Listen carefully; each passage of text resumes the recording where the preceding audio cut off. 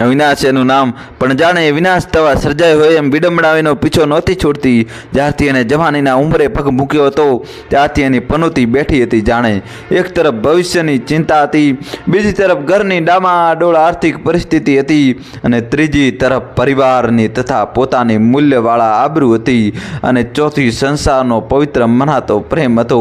આમાંથી કયા રસ્તા તરફ પ્રયાણ આદરવું એ ચિંતા એને ભમરીની માફક ફોલી ખાતી હતી.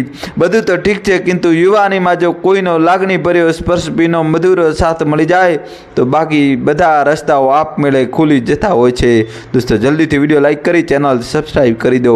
સાત ચિત્તે ભણતા અવિનાશને એક દિવસ પ્રેમ થઈ ગયો. એક નહીં, પાંચ છોકરીઓ હતી એને પ્રેમ થઈ ગયો. એ વખતે નાદાઈતને લઈને એને ખબર નહોતી કે પ્રેમ એ કઈ જ થાય, અને જ્યારે સમય આવે ખબર પડી ત્યારે વિમાસણમાં મુકાઈ ગયો. પાંચમાંથી કઈ યુવતીને હૈયાના હિંડોળે ઝુલાવવી એ સવાલ એના માટે ધર્મ સંકટ બની ગયો. એ તો ઠીક, પણ પ્રેમનો એકરાર કેવી રીતે કરવો એ વિચાર એને પાગલ કરી મૂકતો હતો. પ્રેમ તો સહેજમાં થઈ જાય, કિંતુ એકરાર કરવો એ લોઢાના ચણા ચાવવા જેવી વાત છે. એકરાર કરતી વેળાએ સાલી જાન હથેળીમાં આવી જાય છે. પ્રણયની રસ્મો અને રિવાજોથી અજાણ અવિનાશ પ્રેમ તો કરી બેઠો, પરંતુ એકરાર કરવાની એનામાં હિંમત નહોતી આવી, અને એમ કરતાં 2 મહિના સુધી એ પાંચેય યુવતીને પ્રેમ કરતો રહ્યો. પણ એકરાર કર્યા વિના એનાથી રહેવાતું નહોતું.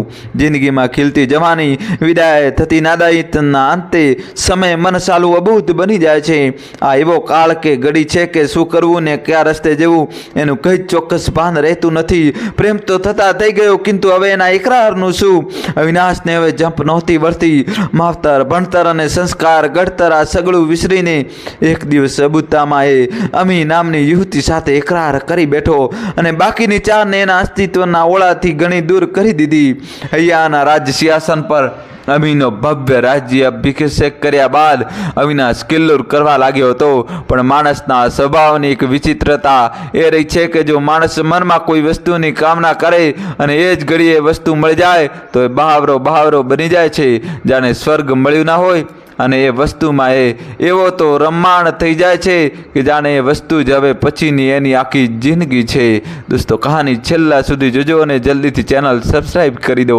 અમીને પામ્યા બાદ અવિનાશ એના સંગાતે રહીને 16 કલાએ ખીલવા લાગ્યો હતો, અને અમી પણ અવિનાશના સહારે કલીની જેમ ઘડીએ મોહરાતી જતી હતી. ચડતી જિંદગી હતી, મોગમ જવાની હતી, અને દીવાની સી પ્રણયની રંગીન ઋતુ હતી. આવા અનેરા સંગમની એમની જિંદગી મજાની બની ગઈ હતી. પ્રેમનો એકરાર કર્યા બાદ અવિનાશના અસ્તિત્વમાંથી ભય ઊભી પૂંછડીએ ભાગી ગયો હતો. જો હવે ખુલ્લેઆમ પ્રેમ કરતો થઈ ગયો હતો, એની આ વૃત્તિથી અમી ડરીને જીવતી હતી. એવામાં એકવાર અવિનાશને પ્રેમ લગ્ન કરવાનો ચસ્કો લાગ્યો. અમી એને ખૂબ જ સમજાવતી, પણ એકનો બે નહોતો થતો. આખરે આ વાત તેના મિત્ર સુધી પહોંચી. અવિનાશના મિત્રોએ પણ એને ખૂબ સમજાવ્યો. એ લોકો કહેતા, અવિનાશ, પ્રેમ લગ્ન કરવા એ કંઈ ખાવાના ખેલ નથી.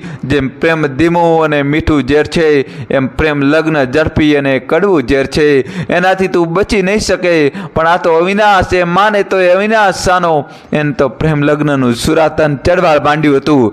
કોલેજ પૂરી કરીને અવિનાશ BEdનું જોડાણ કર્યું ત્યારે અમી 12મું પૂરું કરીને અહીંયા કરી ગઈ હતી. એને તો બિચારીને ભણવું હતું, કોલેજિયન જિંદગી માણવી હતી, કિંતુ એનો રૂઢિચુસ્ત પરિવાર અને પડદામાં રાખવા માંગતો હતો.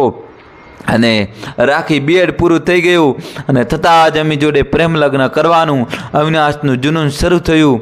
એના જનૂનને ઉખેડી ફેંકવામાં અમીએ એને ઘણો સમજાવ્યો, પણ એમ હારી જાય તોય અવિનાશ સાનો. ઘણી વાર અમી એને કહેતી, અવિનાશ, તું તારી જવાનીથી આગળ વધી રહ્યો છે અને તારા પ્રેમ પર તથા મારા પર બેસુમાર ભરોસો રાખતો થયો છે, કિંતુ તારું આ આદળો ભરોસો કોઈક વાર તને ભરોસે રાખશે. પણ એમ માને અવિનાશ કહ્યો. એને તો ગમે તેમ કરીને અમીને ભાગવા મજબૂર કરી, અને બળનો દીકરો એક દિવસે અમીને ભગાડી પણ ગયો. પ્રેમ અને કંઈક બીજું પામી જવાની તીવ્ર તમન્ના માણસને પાગળ બનાવે છે, અને વાહિયાત પાગલપણું માણસના અસ્તિત્વ સામે મોટો ખતરો ઊભો કરે છે. અવિનાશ અમીને લઈને સીધો જ ગોવા પહોંચી ગયો. 2-3 દિવસ સુધી તો એ ગોવાની જહાજવાલીમાં ખોવાઈ ગયો, કિંતુ જ્યારે એને ભાન થયું કે એના પર અમીને ભગાડી જવાનો આરોપ લાગી શકે છે, ત્યારે એ જ ઘડીએ કોર્ટમાં જઈ લવ મેરેજ કરી આવ્યો। આ બાજુ અવિનાશની ધારણા મુજબ જ એના પર પોલીસ ફરિયાદ નોંધાઈ ગઈ હતી।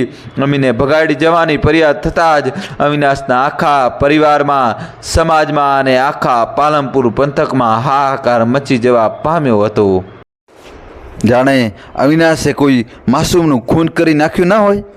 એક બાજુ અવિનાશ ગોવામાં રહ્યો સુહાગની ભવ્ય મહેફિલ મનાવી રહ્યો હતો, જ્યારે બીજી બાજુ એના શહેરમાં અને એના સમાજમાં લોકો એની આબરૂના ધજાગરા ઉડાવી રહ્યા હતા।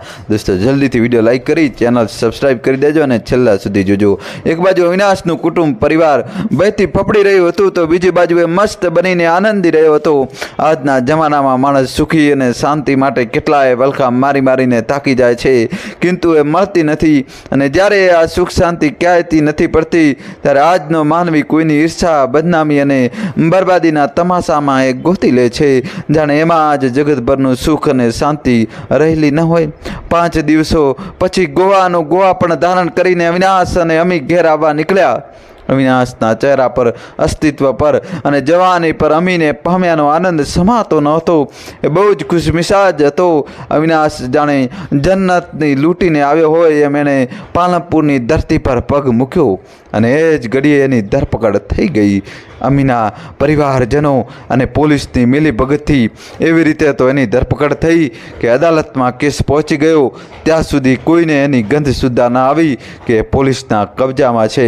અવિનાશ જેલના સળિયા ગણતો હતો ને એવામાં અમીને એના પરિવારે એને ક્યાંક પરણાવી દીધી અને આ સગળી ઘટના એવી તો આયોજનબંધ રીતે પાર પડી ગઈ કે અવિનાશ પાલનપુર આવી ગયો છે અને એ જેલમાં છે તથા અમીના લગ્ન થઈ ચૂક્યા છે। આ બધી જ બાબતોની બહારની દુનિયાને કોઈ જ અણસાર ના આવી શક્યો। દોસ્તો, કહાની છેલ્લા સુધી જોજો અને તમારા ભાઈ માટે ચેનલ સબસ્ક્રાઈબ કરી દો। અવિનાશનો પરિવાર અને એના મિત્રો તો અત્યાર સુધી એમ જ માનતા હતા કે અવિનાશ અમીને લઈને ક્યાંક સુંદર મજાની જિંદગી જીવી રહ્યો છે, કિંતુ અવિનાશની હકીકત તો ફક્ત અને ફક્ત અવિનાશ અને અમી જ જાણતા હતા। અમીના લગ્ન થઈ ગયાના ચોથા દિવસે અવિનાશ જેલમાંથી છૂટ્યો અને એ જ ઘડીએ દુનિયાને અવિનાશ અને અમીની હકીકતની જાણ થઈ। અવિનાશે તો દુનિયાને દેખા દીધી, કિંતુ અમીનું કંઈ જ ઠેકાણું નહોતું પડતું। આરોપોના ભયંકર જૂઠા સકંજામાં છૂટ્યા બાદ અવિનાશે અમીની ભાળ મેળવવા માટે આકાશ પાતાળ એક કર્યા। અમી વગરનો એ સાવ રઘવાયો બની ગયો હતો। અમી માટે થઈને તેને પોતાનું સર્વસ્વ નછાવર કરી દીધું હતું, કિંતુ અમીનો પત્તો ક્યાંય નહોતો જડતો। દુનિયાની હકીકત છે કે સચ્ચાઈ ક્યારેય છુપી રહેતી નથી। એમ એક દિવસ અવિનાશને વાવડ મળ્યા કે અમીને બળજબરીપૂર્વક પરણાવી દેવામાં આવી છે, ત્યારે નિષ્પાણ જેવો બની ગયો। કાપો તો લોહી ન નીકળે એવો એ બાગો બની ગયો હતો। દિલમાં સહેજ કળ જેને અમીના પરિવારને રંજાડવા માંડ્યું, દુનિયાને અને અમીના પરિવારજનોને એને દીવાનાપણાની અસલી તાકાત બતાવવા માંડી। ગાડા તૂર બની ગયેલા હાથીની જેમ અમીના પરિવારને પીડા આપવા માંડ્યો, પણ એકલા માણસનું ગજું કેટલું, જો એ અમીના આખા પરિવારને પહોંચી વળી શકે। એક દિવસ અમીના પરિવારે ખૂંખાર બની ગયેલા અવિનાશને સાવ બુરી રીતે ધીબી નાખ્યો, કિંતુ મોતથી આમ સહેજે ડરી જાય તો એ અવિનાશ સાનો, એને તો પોતાના દીવાનાપણાનું જનૂન ચાલુ જ રાખ્યું। એક દિવસે બગીચામાં બેઠો હતો, પ્રણયના સુરાતનને એક બાજુ મૂકીને શાંતિથી તે વિચારતો હતો। એવામાં એને એક સુંદર વિચાર આવ્યો। જો એણે અદાલતના દ્વાર ખખડાવ્યા અને પોતાની પત્ની અમીને સંતાડી દીધાની તેમજ બીજે પરણાની દીધાનો કેસ દાખલ કર્યો। દોસ્તો, જલ્દીથી વિડીયો લાઈક કરી દો। લગ્ન થવાના અમુક દિવસો સુધી અમી અને અવિનાશ એની યાદોને પંપાળી રહી, પણ આવતા દિવસથી એને અવિનાશના અને એના પ્રેમને લીલા લાકડે લઈ લીધો। એ એમ જ સમજતી હતી કે અવિનાશ પોતાના પિતાજીથી ધમકીથી ડરી જઈને કોઈ ખૂણામાં ભરાઈ પડ્યો હશે, અથવા વધારે પડતી ઉચાપત કરવાના કારણે એને એવી તો માર પડી હશે કે પ્રેમના સુરાતનને વિસરી જઈને ક્યાંક ફંગાળી ગયો હશે, અને આ વિચારે એને એક નવો જ રાહતનો દમ લીધો। પિયરમાં પિતાજીની આબરૂને કલંક લગાડવાનું દુઃખ હતું તો સામા પક્ષે સાસરિયામાં સર્વેથી પ્રેમાળ નાતો બંધાઈ ગયાનો આનંદ હતો. ઘણીવાર એ વિચારતી રહેતી કે ક્યાં અવિનાશ ને ક્યાં હું શું અત્યારે હું જે આનંદની જહાજ લાલીમાં ખીલી રહ્યું છું એ આનંદ અવિનાશ આપી શકવાનો હતો. અને આ વિચાર એ બબડી પડતી. ખેર, કુદરતે જે કર્યું છે તે સારું જ કર્યું છે. આવા વિચારે પોતાના પરિવાર અને અવિનાશ તરફના સ્નેહને પ્રેમને પોતાના પતિ તરફ વેડાવવા માંડ્યો. આ બાજુ અવિનાશના કેસને લઈને અદાલતે અમીને હાજર કરીને તેણીને અવિનાશને સોંપી દેવાનું ફરમાન બહાર પાડ્યું. આ ઘટના એ જ દિવસે સમાચાર માધ્યમોમાં પ્રકાશ થઈ ગઈ. આ સમાચાર જ્યારે અમીના પતિના જાણમાં આવી ત્યારે એને કંઈ જ વિચાર્યા વિના ગામને શણગારવા માંડ્યું. ચોફેર લીલા તોરણ બાંધવા માંડ્યા. લોકગેલા બનીને વિના અવસરના કૌતુકને જોઈને અચરજથી વિચારે જતા હતા. ગામમાં સૌને આમંત્રણ મળ્યું લગ્નમાં મહાલવાનું, પણ કોઈએ જાણી શક્યું નહીં કે કોના લગ્ન છે. ત્રીજા દિવસે અવિનાશને એક સંદેશો મળ્યો. જેમાં લખ્યું હતું, મિસ્ટર અવિનાશ, તમારી અમાનતને વાજતે ગાજતે લઈ જાઓ. મને જો મારા લગ્નને દિવસે ખબર હોત કે અમી તમારી મોંઘેરી અમાનત છે તો હું એ જ દિવસે એને તમારે હવાલે કરી દોત, અને એ પણ મીઠા સમાધાનથી. પણ ખેર, જે થઈ ગયું એનું તમારા કરતાં પણ વધારે દુઃખ મને થઈ રહ્યું છે. પારકી પરણેતરને મેં મારા ઘરમાં લાવી એનો મને રંજ છે. મારી આ ખતા બદલ બને તો મને માફ કરજે દોસ્ત. હવે આખરી એક જ ઉપાય છે. માંડવા સજાવી આવો અને તમારી અમીને કાયમી માટે પરણી જાઓ. દોસ્તો, કહાની છેલ્લા સુધી જોજો અને ચેનલ સબસ્ક્રાઈબ કરી દો. ચિઠ્ઠી વાંચીને અવિનાશને નવાઈ લાગી. આ તો કંઈ કળયુગ છે કે સતયુગ? પોતાની પત્નીને કોણ આમ અન્ય સંગે વાતે ગાતે એમખેમ બીજાને પરણાવવાની ચેષ્ટા કરતું હશે? ગમે એમ પણ અવિનાશ હવે ઢીલો પડ્યો. એનું મન અમીને લાવવાની ઓથમાંથી મરી પરવાર્યું. એક પતિ જો પોતાની પત્નીને એના આશિકને આંગણે વળાવી શકતો હોય તો હું ક્યાં ઉકરડાની માટીનો બનેલો છું કે અન્યની પત્નીને આમ સરા જાહેર અપનાવી શકું? હું નુગરો થોડો છું.